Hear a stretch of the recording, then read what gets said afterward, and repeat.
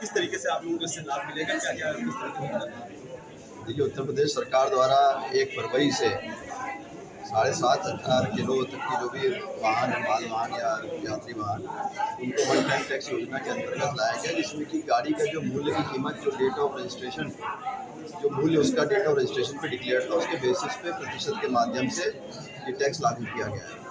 इसमें जो सबसे बड़ा जो ज़मीनी स्तर से जो दिक्कत आ रही है कि जो नए वाहन लिए जा रहे हैं, उनमें सरकार की ये योजना वाकई एक अच्छी पहल है। और उसमें क्योंकि उस टाइम फाइनेंस होता है तो आदमी अपना फाइनेंस के हिसाब से व्यवस्था करके तब ले सकता है।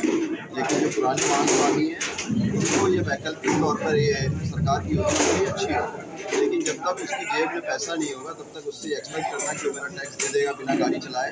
और क्योंकि ये एडवांस टैक्स प्रणाली है, इसमें गाड़ी चलाने के बाद जैसे जीएसटी अगर है, तो जीएसटी पहले आप माल बेचते हैं, आप पैसा व्यापारी से कलेक्ट करते हैं, उसके बाद आपको जमा करना होता है। लेकिन जो मोटर व्हीकल है, ये एडवांस टैक्स है। तो अगर आप 15 वर्ष का या जो भी उसकी 15 वर्ष से कम की आयु उसकी वाहन की बची है, उसका टैक्स अगर लेना चाहते हैं एडवांस में, तो इसमें वैकल्पिक होना चाहिए। जो पुरानी व्यवस्था चल रही है क्वार्टरली और सालाना, उसको भी कंटिन्यू रखें। और किसी के पास अगर आर्थिक इस तरह की सुदृढ़ता है कि वो अपना वन टाइम टैक्स लेके सरकार की योजना का लाभ लेना चाहे तो वो ले सके। तो ये जो बाध्यकारी किया गया है, इसका हम विरोध करते हैं और इससे सरकार से हम पुनः एक बार निवेदन करते हैं कि इस अपने जो नियम है, इस बार इसकी जो भी ऐसे नीतिगत निर्णय हो, उसको लागू करने से पहले जो भी समस्त व्यापक हितधारक हैं, उनके साथ चर्चा करने के बाद इस तरह के कानून बनाने चाहिए। क्योंकि जब आप कानून बनाते हैं और उसका सार्थक ज़मीनी स्तर पे विरोध होता है, तो उसके कारण बड़ी अनावश्यक रूप से दिक्कतें आती है और सरकार की स्थिति असहज होती है। तो ऐसे में आवश्यक होगा कि जब भी नीतिगत निर्णय लिए जाए, तो उसमें व्यापक जो हितधारक हैं, जो बड़े हितधारक हैं, उन सभी से चर्चा करके उसका योजना बनाई जाए, जिससे कि योजना सफल हो और दोनों ही पक्षों को जो है समस्त आराम मिले। ये अच्छा कि जो 3000 किलो वाट में 29 किलो 50 वाट का है, डिफरेंस 50 किलो वाट का, उसमें क्या अंतर है? कॉलम नंबर 3 में आखिरी में, कॉलम नंबर 3 में लास्ट में 3000 2950 किलो वाट का है वेट। ऐसी कोई जानकारी फॉर्मेट में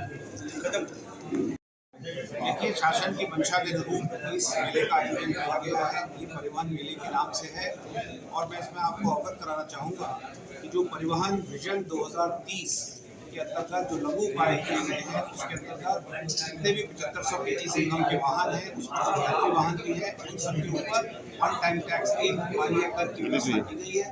उसके लिए इस मेले का आयोजन किया गया। ये मेला और एक संगोष्ठी के रूप में था। इसमें Uttar Pradesh motor transport association के अध्यक्ष, उनके पदाधिकारीगण और साथ ही उत्तर प्रदेश बस एसोसिएशन के अध्यक्ष, उनके पदाधिकारीगण, टेम्पो टैक्सी यूनियन के पदाधिकारीगणों के द्वारा बढ़ चढ़कर हिस्सा लिया गया। और इसमें तकरीबन 250 से 300 वाहन चालकों, ट्रांसपोर्टर्स और पदाधिकारियों के द्वारा हिस्सा लिया गया। हमारे द्वारा एक संवाद स्थापित किया गया और शासन की जो भी मंशा थी, शासन का जो अधिसूचना थी, उसके अंतर्गत किसी प्रकार की भ्रांतियां थी, उनको दूर किया गया। और साथ ही ये अनवरत जारी रहेगा और कल भी जारी रहेगा। और मेरा छायाकार पत्रकार बंधुओं के माध्यम से भी अनुरोध है कि इसका व्यापक जन प्रचार करें, प्रसार करें, जिससे कि ज़्यादा से ज़्यादा लोग इस मेले में आएँ और इस सुनहरे अवसर का और इस योजना का लाभ उठाना चर्चा करते हैं। परिवहन मेले में वाहन स्वामियों से 3 शंकाओं का समाधान किया गया। 3 शंकाओं का समाधान किया गया। परिवहन मेले के अंदर कतिपय पदाधिकारियों के द्वारा भी, एसोसिएशन के और अन्य वाहन ट्रांसपोर्टर्स के द्वारा भी पूछा गया कि जैसे कोई पुराना वाहन है, उसके ऊपर टैक्स किस तरह इम्पोज होगा, उसको क्या लाभ मिलेगा, उसके बारे में उन्हें बताया गया। प्रत्येक वर्ष के हिसाब से 8% की दर से उसका टैक्स कम हो जाएगा। एक पदाधिकारी के द्वारा पूछा गया कि उसका टैक्स का स्लैब किस तरह निर्धारित किया जाएगा, उसमें धनराशि क्या होगी। हमारे द्वारा उसका समाधान किया गया। जो पुरानी टैक्स इनवॉइस है, जो फाइल में लगी हुई है, उसी कीमत पर उसको टैक्स इम्पोज किया जाएगा। इस प्रकार से अनेक समस्याओं का समाधान और उनकी शंकाओं का समाधान किया गया।